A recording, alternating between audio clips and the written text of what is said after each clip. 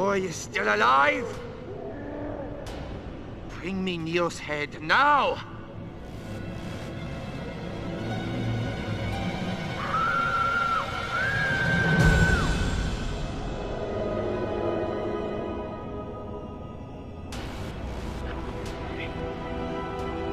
Welcome back to the Matrix Path of Neo commentary with me, Skully the Metalhead. Part 2 of the Merovingian story arc? Yeah, whatever. So, basically what happened last time is that Neo escaped the distorted dimensions only to end up in this very, very 2000s looking dungeon. Here is also where you can collect a lot of the Desert Eagles and just a shitload of weapons as was demonstrated in the earlier cutscenes. Oh, pillars, they don't look ominous at all. But of course we fight a bunch of vamps. Should probably turn the volume down because you can probably get some audio bleed from that. But yes, we're back to fighting the vamps, and as I mentioned in an earlier part, which was the part before this, yes, these guys are bullet sponges. But, unlike agents, they cannot dodge them, so at least they're taking damage. But, yeah, the guys, especially the guys in the white coats, they will kick your ass if you're not careful, and trust me, on the one mode, this is probably where you'll fucking stop. I know, because this is where I stopped. Good god, this is a pain in the dick. But honestly, you get, considering that you do unlock some cheat codes upon completing certain modes of the game, I do believe that there is a cheat for regenerating health with the more enemies you beat up, which is, I believe is called Vampiric Regeneration, which is pretty much essential to complete on this level. Or at the very least on the one difficulty. Now of course the Merovingian will mock you throughout the course of the level, and it's quite sparing, but, you know, it does kind of give a sense of the Joker from Batman Arkham Asylum, in that kind of way. Which is always good, because we get to hear the very excellent impersonation of the Merovingian, which is quite good. Also, one other thing I should probably mention is that, as of right now, I am backlogging these, Matrix Path and Neo parts, because, really, there's a very big dry spell with my reviews and everything, considering that usually it's just like, you know, 1 month of pretty much nothing happening, and then a review at the end of the month, because life and just things get in the way.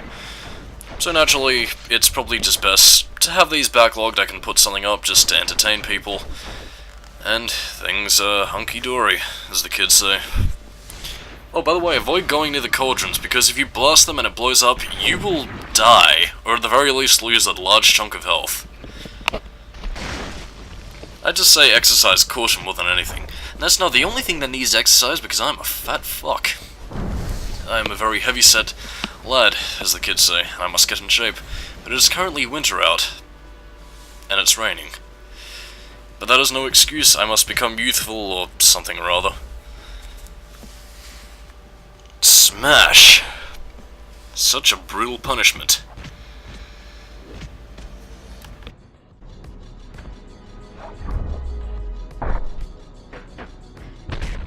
Alternatively, however, I do believe that where this place is located is the very same place where the club from the Matrix Revolutions is located, because I believe by the level's end stretch, which will probably be demonstrated momentarily, this is actually a mere extension of the place that we saw in the Matrix Revolutions, or is also where we first found the key as well, which is kind of funny considering the fact that we do meet up with her again in this level. But that's a story for another time. In fact, here she is.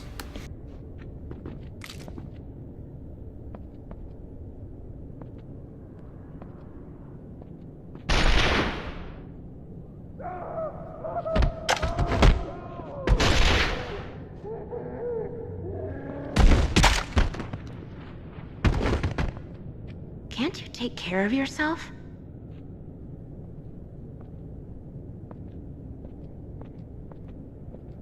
You rude little skank. What did I ever do to you to just piss all over your fun, lady? But even though she took care of 3 people for us, we now have to fight 5 more that took their place.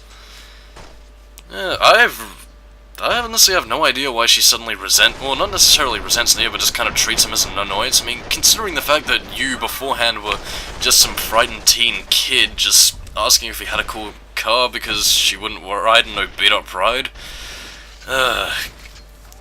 You were once the key and now you're...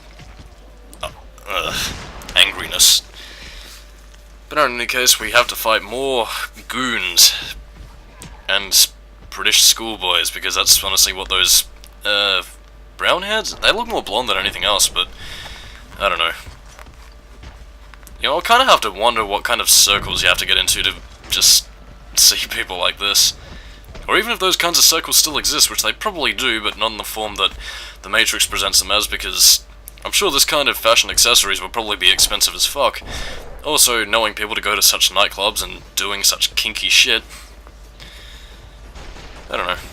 I kind of wonder about these things because I'm a closeted nerd who is just unknowing of the real world, clearly. What the fuck was that? Oh, I was half expecting Neo to kick him in the face. Would have been quite satisfying. But alas, we have the submachine guns, and I think that's it. And now, ladies and gentlemen, let me allow you to present bullshit in its purest form.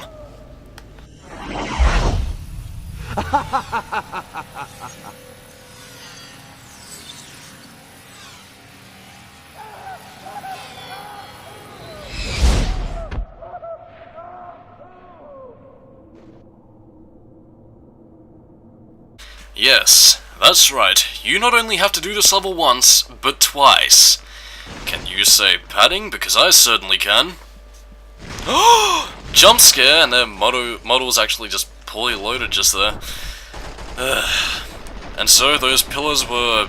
Actually, they weren't even really Chekhov's gun, because there wasn't really any particular focus on them aside from the intro cutscene, but that was mostly focused on the guns, so... subtle Chekhov's gun? I don't know.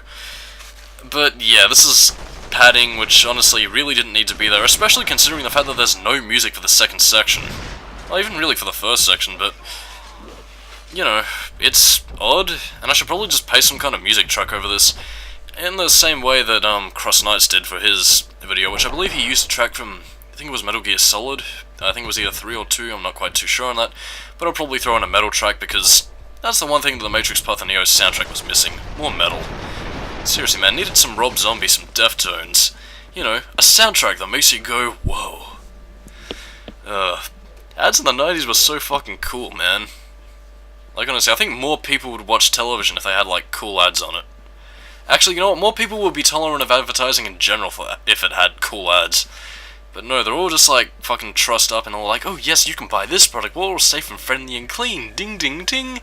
Fuck you man, we need some badass shit that makes people remember the products. Like honestly, I think one of the last ads that I can honestly remember being like hilarious or anything was one of them for the Dare iced coffee drink. It was like, I don't know, I think it was like, oh dear, Greg has packed his swimming trunks instead of his basketball shorts. Whoa, that's an offensive foul if ever I've seen one. I don't know, I'll probably link it somewhere, but honestly, it's quite a funny ad. Which was probably made for British TV, but I saw it in Australia, which is pretty fucking cool. Oh well, on to the next scene.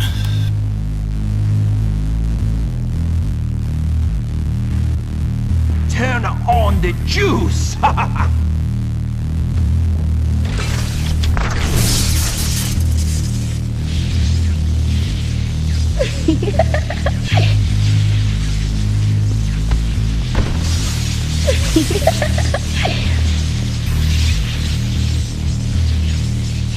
Let's give him the ultimate pleasure. And this is probably where the musical track would kick in. Whatever I plan to use, I'll probably decide that in post. But yeah, this is one of the weirdest scenes in the game. I mean, I don't know, the guy just comes up and says, "Turn on the juice!" I don't know why this scene was there, but those giggling gimps just creep me the fuck out, man. Well, clearly people do enjoy this kind of shit, but I don't know, I've never seen electroshock therapy in S&M before, not that I watch that kind of thing very often. But enough. I'm sorry, this place just weirds me out. There's very little to say when you've seen gimps. Don't touch the sides of the walls like a dumbass just there because, you know, you will be electrocuted and electricity equals ouchies. Oh god, excuse me. Ow, and I stabbed myself in the eye. This probably explains why I don't go outside, because it's dangerous out there. I'm like Ralph Wiggum if he grew up. I'm very self-deprecative. I need to be more positive and take some, I don't know, drugs or something. I don't know, I suppose many people would probably consider this the filler level more so than anything like the distorted dimensions, but honestly though, I think this level's imagery is a lot more surreal and interesting enough to really warrant it as a canon mission. I mean, especially considering the fact that it kind of adds more meat to how Neo was exploring the place and trying to rescue Morpheus and the Keymaker from the Merovingian chateau. Oh well, I suppose that's probably one of the best reasons you'd buy the Matrix Path of Neo for anyway, for just expansions upon the movie and deviations from what's considered the main canon. Just die already, you silly snagger. Actually, one of the best combos you can do in this game if you have weapons is that you can just grab them by the feet and then just slam them down. Or if you have a gun in your hand, just kick them up in the air and then slam them down and just use a barrage of bullets on them. And these guys just pulling the Nemesis axe, just bursting through the wall. Actually, that was more of Mr. X's calling from Resident Evil 2. I think Nemesis was more so just kind of opening the door and just kind of showing up wherever he wanted. Well then again, Mr. X and Resident Evil 2 kind of had that theme song going. It's like, it's Mr. X, dun, Bruno, Bruno, Bruno. Resident Evil 2, I should probably get to that at some point. Especially considering the fact that Resident Evil 1 was the first review I did on this, under the Skully Reviews moniker. God damn, that was so long ago. Or at least it feels like it anyway. Useless!